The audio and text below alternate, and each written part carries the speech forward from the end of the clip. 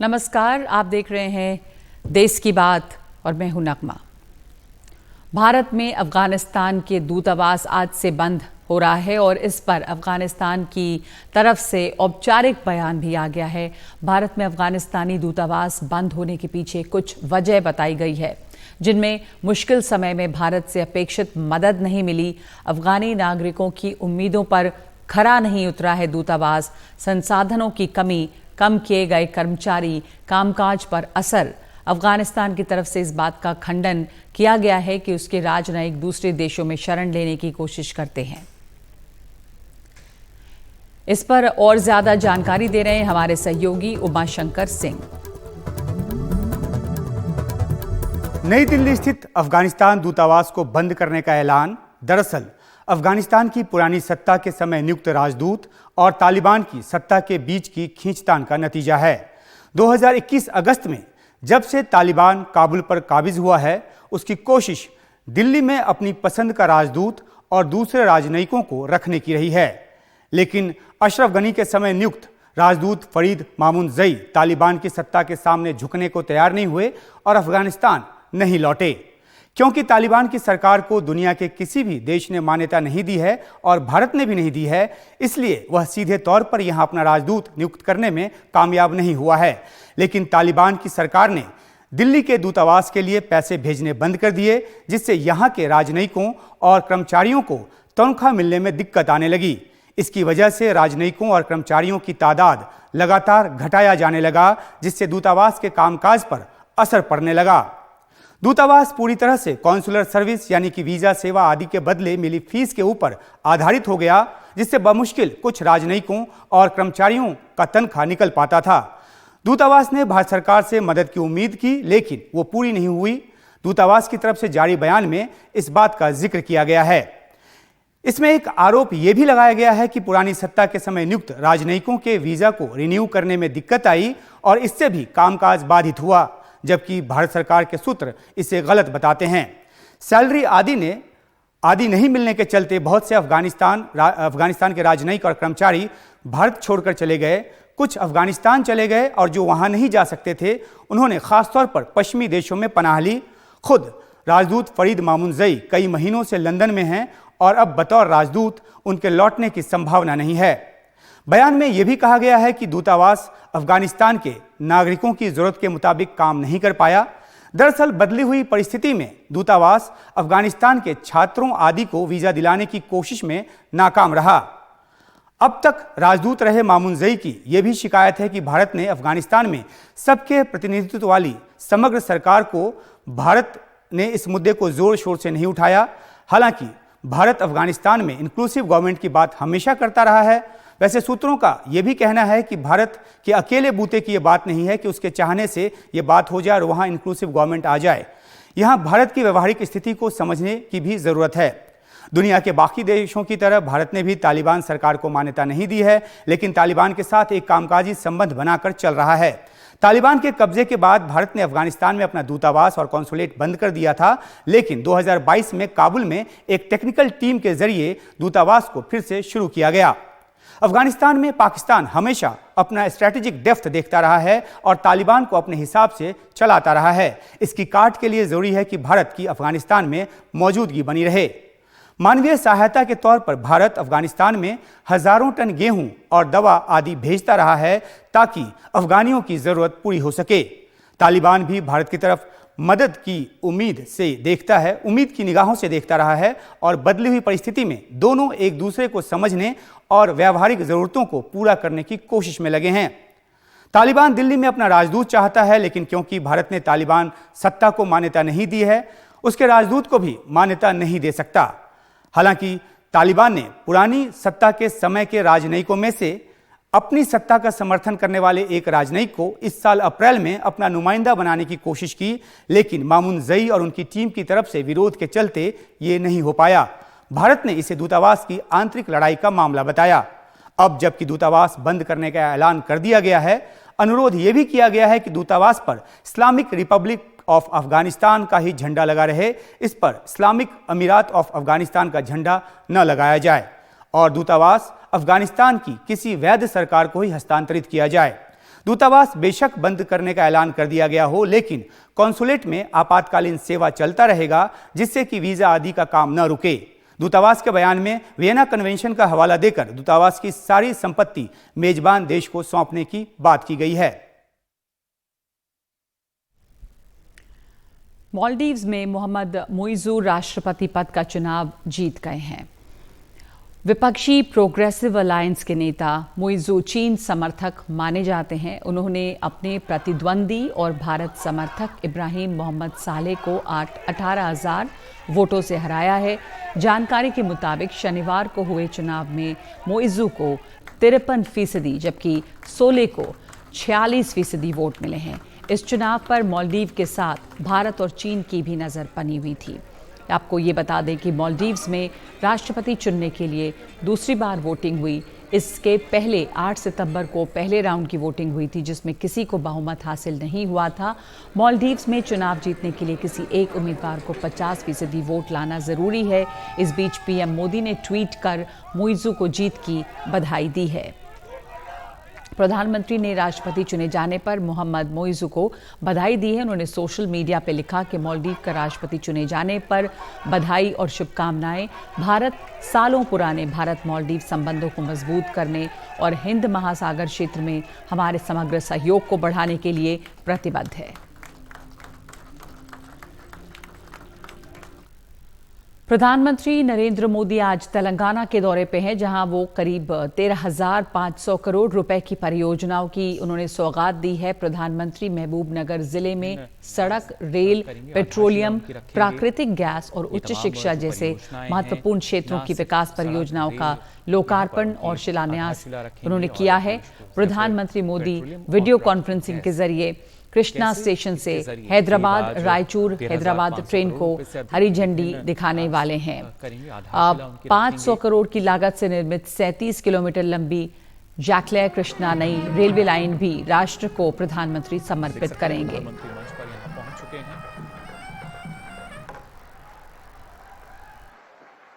आज तेलंगाना में कई महत्वपूर्ण परियोजनाओं का शिलान्यास और लोकार्पण हुआ है। इससे यहां उत्सव का रंग और खिल उठा है। मैं तेलंगाना के लोगों को 13,500 करोड़ रुपए की 13,500 करोड़ रुपए की योजनाएं, अलग अलग परियोजनाएं, इसके लिए मैं आप सबको बहुत बहुत बधाई देता हूं। प्रधानमंत्री ने स्वच्छता अभियान के तहत आज अंकित पहलवान के साथ श्रमदान किया। प्रधानमंत्री ने देश के लोगों से इस अभियान में भाग लेकर 1 घंटे श्रमदान करने की अपील की है। सोशल मीडिया पर अपना एक वीडियो शेयर किया है, जिसमें वो एक युवा के साथ सफाई के अलावा स्वच्छता और फिटनेस पर बातचीत करते नजर आए।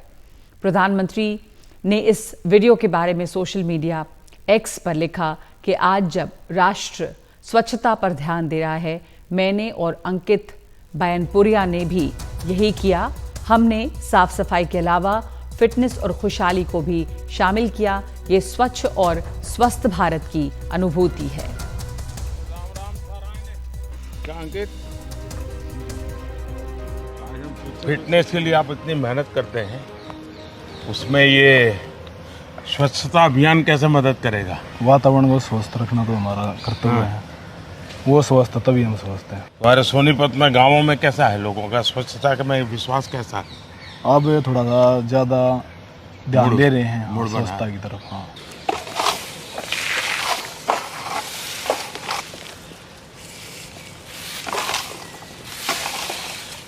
अंकित, आप फिजिकल एक्टिविटी के लिए कितना समय देते हैं? और दिन में 4 से 5 घंटे। आपको भी देख के थोड़ा सा मोटिवेट होते हैं कि आप भी इतनी एक्सरसाइज करते हो। मैं ज़्यादा एक्सरसाइज नहीं करता, लेकिन रोज़मर्रा की जिंदगी के लिए जितना चाहिए, लेकिन मैं डिसिप्लिन फॉलो करता हूँ। 2 चीज़ों में मेरा अभी डिसिप्लिन नहीं आ रहा है। एक खाने का टाइमिंग और दूसरा सोने के लिए थोड़ा मुझे समय देना चाहिए, वो मैं दे नहीं पा रहा हूँ। माँ, देश को सुलाने के लिए आपको जागना पड़ता है।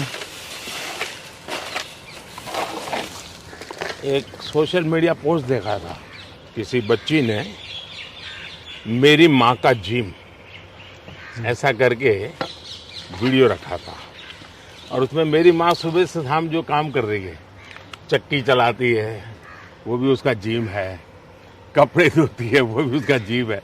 इतना इफेक्टिव बनाया है। अब आपसे मिलने का सपना था, वो पूरा हो गया। देख लेकर G20 वाला सम्मेलन देखा। हाँ, मतलब वो व्यवस्था देख कर, मतलब वो सब इंडिया में होते हुए देख कर, मतलब हर भारतीय ने बहुत गर्व होया इस चीज़ पे कि भाई।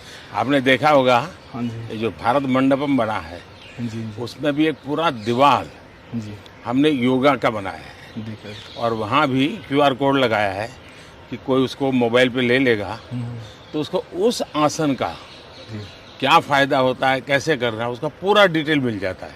चलिए अंकित, बहुत बढ़िया काम कर रहे हो आप। बहुत आगे बढ़िए।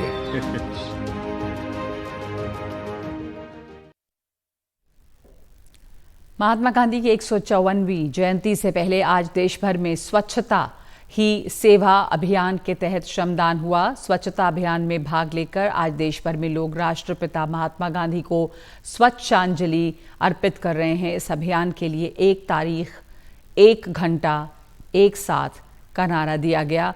ये पहल स्वच्छता पखवाड़ा स्वच्छता ही सेवा अभियान 2023 की एक कड़ी है।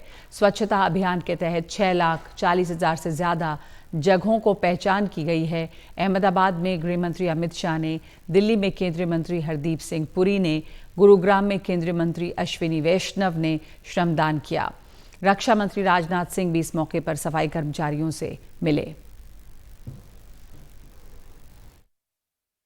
9 लाख से अधिक स्थान में आज ये श्रमदान किया जा रहा है।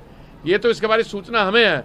इसके अलावा सिविल सोसाइटी, जो हमारे धार्मिक संस्थाएं हैं, वो भी कर रही हैं। तो मैं समझता हूं कि एक अपने आप में एक बड़ी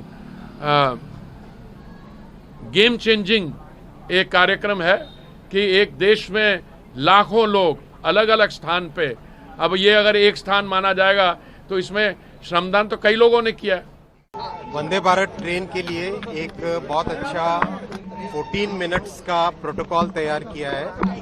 उस प्रोटोकॉल से पूरी ट्रेन को जब गाड़ी आती है उसी वक्त प्लेटफॉर्म पे ही पूरा क्लीन करके उसको अगली जर्नी के लिए भेजने की एक अच्छी पहल की गई है। प्रधानमंत्री जी का जो हमेशा एक इनोवेशन का, एक नए तरीके से काम करने का आग्रह रहता है, मार्गदर्शन रहता है, उसी पद्धति में, उसी सिस्टम में एक बहुत अच्छा नया क्लीनिंग प्रोटोकॉल तैयार किया है 14 मिनट्स का। सर, पहले 28 मिनट में 14 मिनट किस तकनीक का इस्तेमाल हो रहा है? प्राइमरीली लोगों की ट्रेनिंग से और बेटर प्रैक्टिसेस कर। देश भर में से कितनी जगह चयनित की गई हैं आज के इस? आज करीब 35 जगह चालू होगा वंदे भारत का, और धीरे धीरे बाद में उसको और आगे बढ़ाया जाएगा। तो इस मौके पर कई और नेताओं ने भी श्रमदान किया है। कई केंद्रीय मंत्रियों, मुख्यमंत्रियों और बीजेपी नेताओं ने इस पे श्रमदान किया है।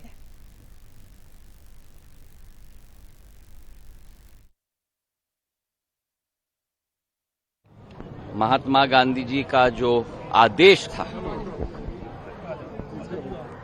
केवल दिल में स्वच्छता केवल नहीं, विचारधारा में स्वच्छता नहीं, लेकिन भारत के सड़क सड़क, गांव और शहर के बस्ती तक स्वच्छता हमें उत्पन्न करना होगा। और इसे युद्ध स्तर तक प्रधानमंत्री जी ने उठाया है, और उस युद्ध में मैं मानता हूं कि भारत का एक एक नागरिक, 140 करोड़ जनता, एक एक नागरिक अपने आप को शामिल करके महात्मा गांधी जी का सपना और प्रधानमंत्री जी का संकल्प, दोनों का समागम करके उसे साकार और सिद्धि तक पहुंचाने के लिए 140 करोड़ जनता संकल्पित रहेगी।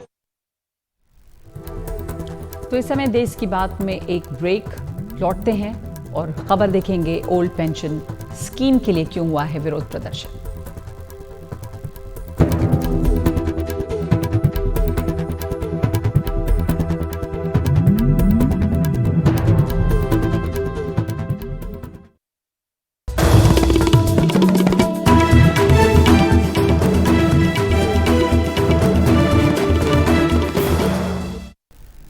मनरेगा और आवास योजना के पैसे को लेकर टीएमसी का दिल्ली चलो अभियान शुरू हो गया है। टीएमसी के सांसद और बंगाल सरकार के मंत्री दिल्ली में राजघाट और जंतर मंतर पर इसको लेकर प्रदर्शन करने वाले हैं।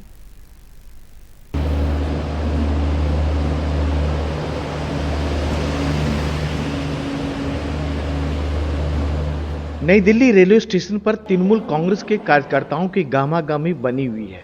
केंद्र सरकार के खिलाफ राजघाट और जंतर मंतर पर विरोध प्रदर्शन करने के लिए वो दिल्ली आ रहे हैं। ट्रेन के अलावा कार्यकर्ता बसों और विमानों से भी आ रहे हैं।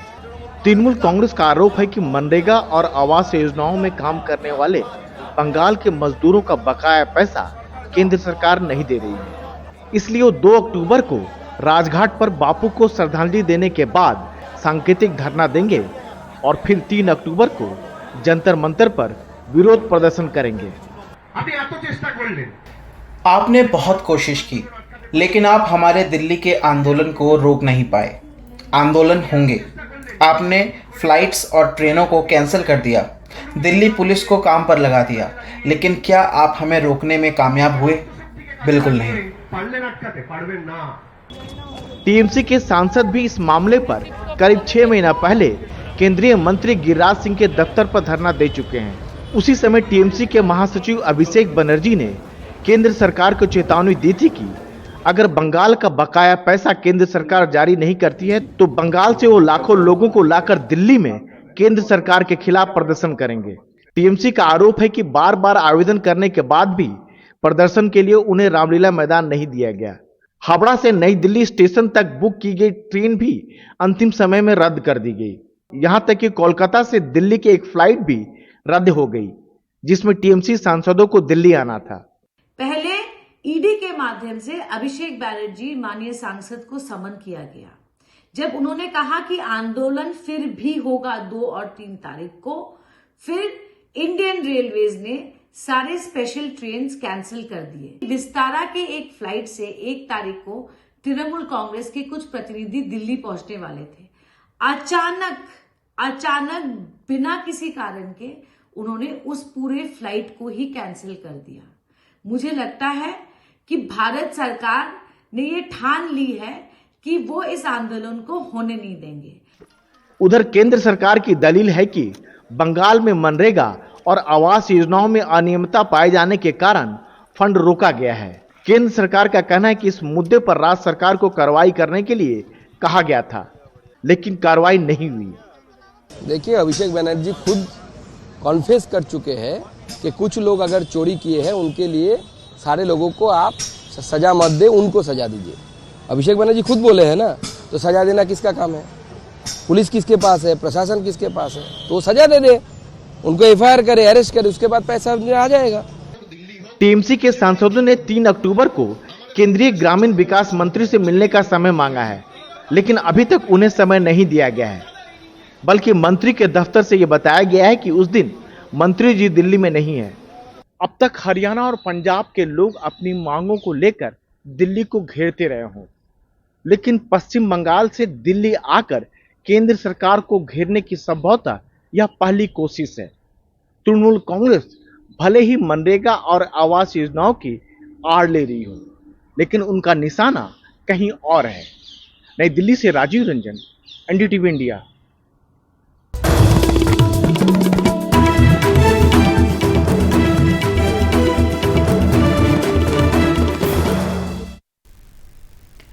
दिल्ली के रामलीला मैदान में पुरानी पेंशन योजना लागू करने को लेकर भारी विरोध प्रदर्शन हो रहा है। देश भर से हजारों की तादाद में सरकारी कर्मचारी हाथों में बैनर लिए विरोध कर रहे हैं। इन सभी कर्मचारियों की ये मांग है कि देश में पुरानी पेंशन स्कीम लागू की जाए। इस रैली को पेंशन शंखनाद महारैली का नाम दिया गया है। रामलीला मैदान में प्रदर्शन कर रहे सरकारी कर्मचारियों को देश के किसान और अन्य मजदूर संगठनों ने अपना समर्थन दिया है।